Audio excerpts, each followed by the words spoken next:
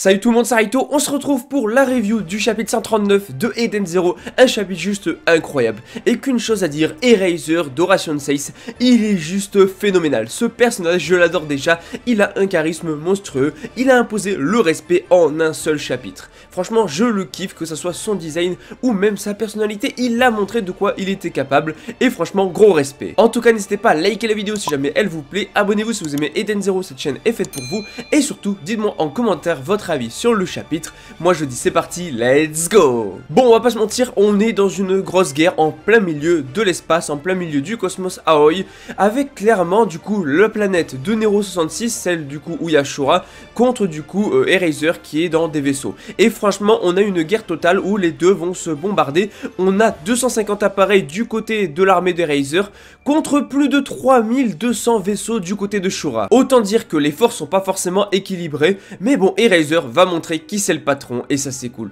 En tout cas, Justice qui est en mode mais t'aurais pu nous attendre, voilà, pourquoi t'as perdu la tête, pourquoi tu t'attaques à Nero comme ça, là maintenant, tout seul, sans nous attendre, alors qu'il y a justement Justice et Jaguar qui sont en train d'arriver, c'est juste qu'il a été plus rapide, Eraser, et donc du coup, voilà, c'est ce qu'il leur dit, vous avez qu'à être plus rapide, et voilà, du coup, il va affronter Shura tout seul et ça va être incroyable. Surtout que comme le dit Eraser, normalement, un Horation 6 n'a pas besoin d'attendre des ordres ou quoi que ce soit pour agir, un Horation 6 peut agir quand il le veut, quand il veut, comme il le veut, et ça c'est cool. Donc du coup bah forcément on a Justice qui est en mode ouais mais tu es face à l'empire de Nero, et non effectivement comme le dit Eraser, il est pas face à Nero, il est face du coup à une personne, à Shura, juste un gamin pour lui. Et là il dit une phrase super intéressante, il dit et puis je connais bien le plus terrifiant des généraux. Ça sous-entend qu'il connaît un des généraux galactiques démoniaques autres que ceux qu'on connaît, parce que donc du coup voilà, ce n'est sûrement pas Drakenjo, ce n'est sûrement pas Nero, puisque du coup voilà, il sous-entend que c'est pas lui, et je pense pas que ce soit Erzi, même si ça pourrait, mais ça m'étonnerait qu'il ait un lien ou qu'il connaisse bien Erzi,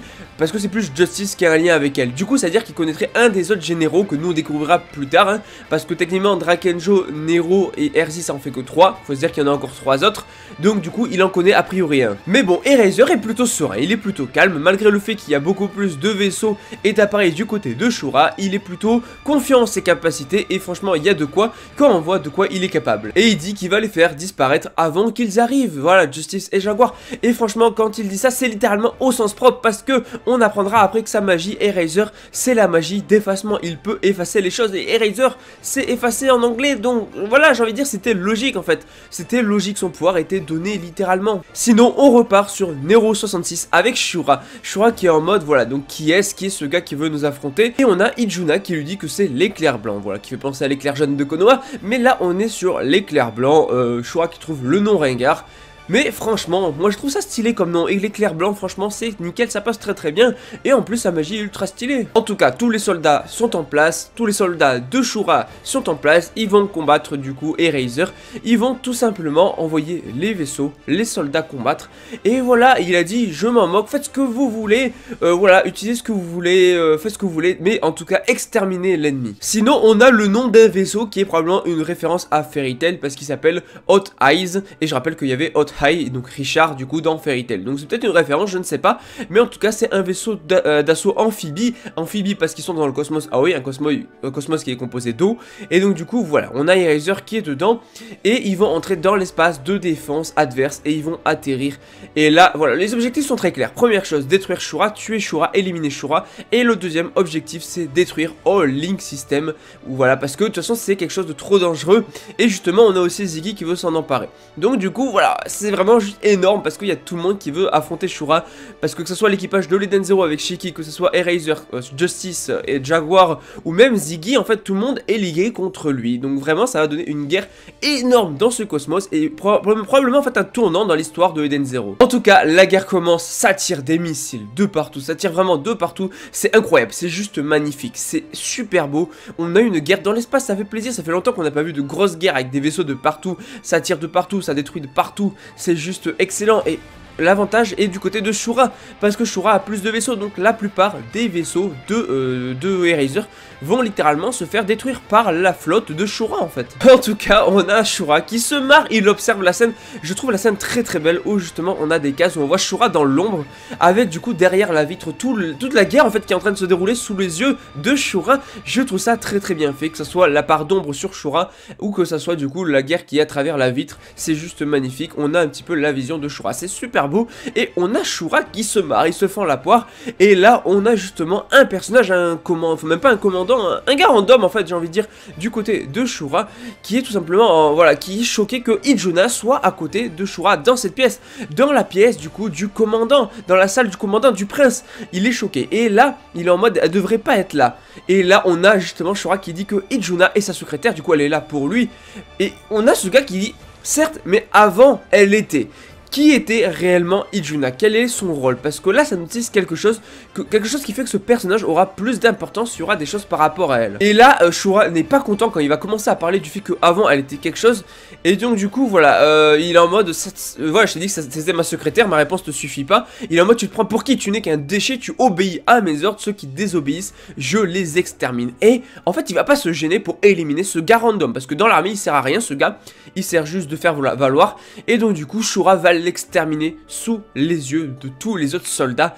Et c'est juste incroyable. On a un personnage qui ne rigole pas. Autant Drakenjo ne gaspillait pas de vie, donc il tuait pas beaucoup de gens. Autant là, Shura n'hésite pas à tuer, c'est le contraire. Pour lui, les vies n'ont aucune valeur, contrairement au Drakenjo, où les vies avaient une valeur. Il a tué uniquement Shiki, car c'était le rebelle et le chef de l'équipage de l'Eden Zero. Mais il ne tuait sinon pas trop. Bien que...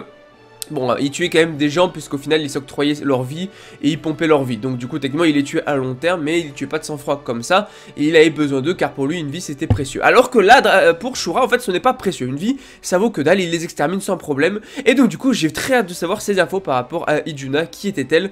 Qui était-elle à l'époque tout simplement? Et surtout du coup est-ce que c'était par exemple une ancienne ennemie qui au final a fini du côté de Shura?